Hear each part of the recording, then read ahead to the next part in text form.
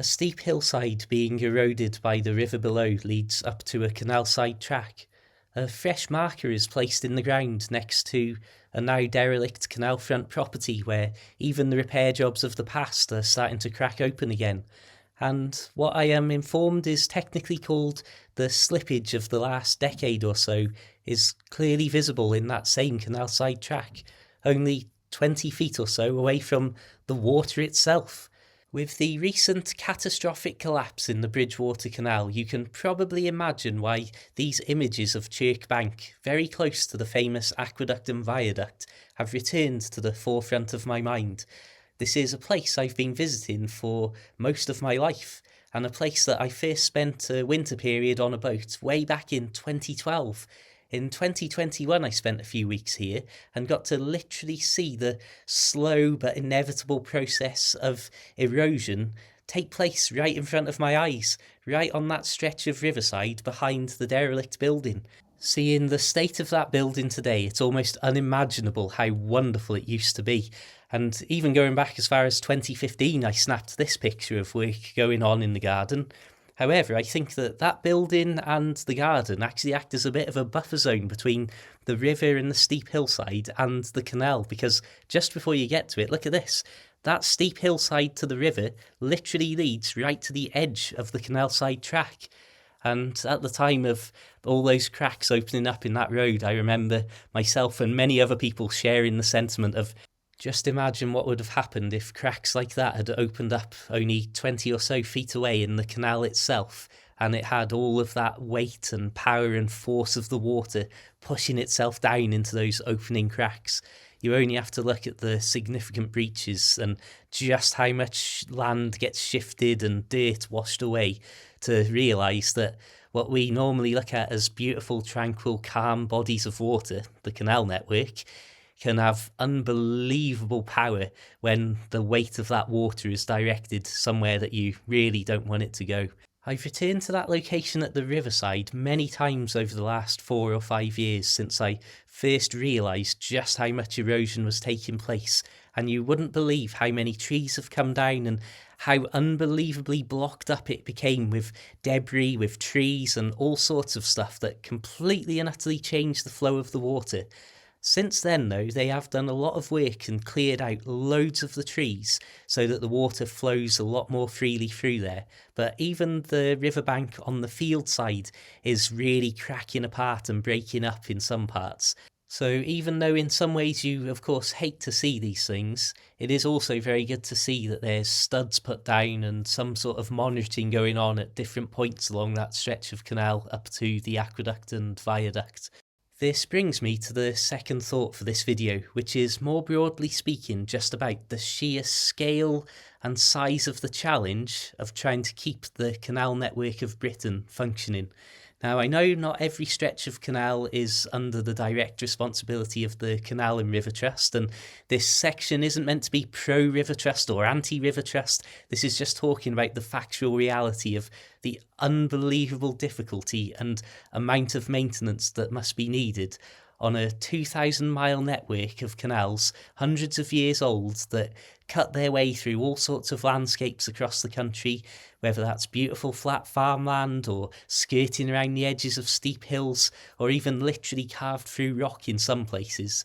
And that's before you start to look at all of the features along the way. And I'm not even talking about the technical and water management element of drainage, of sluices, of culverts, just things like lift bridges, brick bridges, footbridges, swing bridges, any number of things. And then, of course, the epic features, as I'll call them.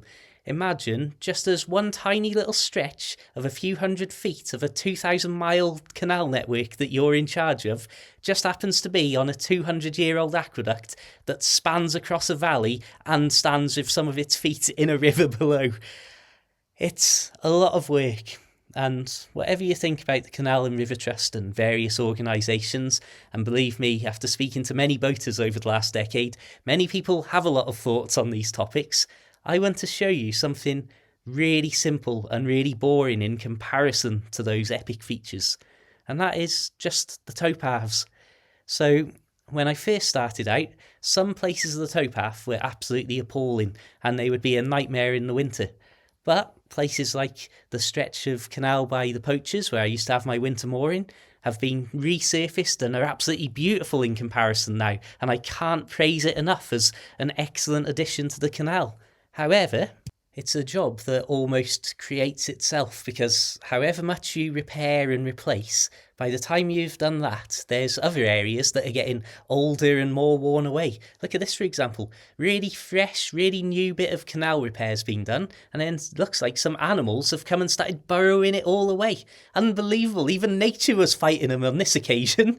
So there are lots of sections of canal towpath that are infinitely better, just that I'm aware of, compared to all those years ago when I first started boating. However, there's one area, and I'm going to show you this video, which is a couple of years old itself now, so perhaps it's been upgraded since then. But at the point of recording this next clip, this towpath had been like this between Ellesmere and Whittington for a good decade or so, just steadily getting worse. Now, it does look at one point like there is a bit of the fresh grey stones put down, so perhaps they did try and do a little bit of repair, but just take a look at this. Consider this was part of my everyday commute on some occasions, and imagine how dark it would be at night. Here we go. This may be the worst 20 foot of towpath I've ever seen. So it's generally muddy and tilted down to the canal side, but that's not a huge issue. But oh, hang on, we've got a big drop off into the canal there. But when we get to here, this is exactly why I own an incredibly bright torch. And well, you can imagine coming down here in dim light conditions at night, or heaven forbid coming down here on a bike unaware. It doesn't bear thinking about. Equally, we get a little bit further, and as you can see, potholy and all the rest of it. But then, once again, we've accidentally found ourselves in the canal. Oh my goodness me. Yes, it's, well, what can you say? Oh, looks like some poor bird has met its maker here. Again, it's literally, the more I go, the more potholes and collapses that I find.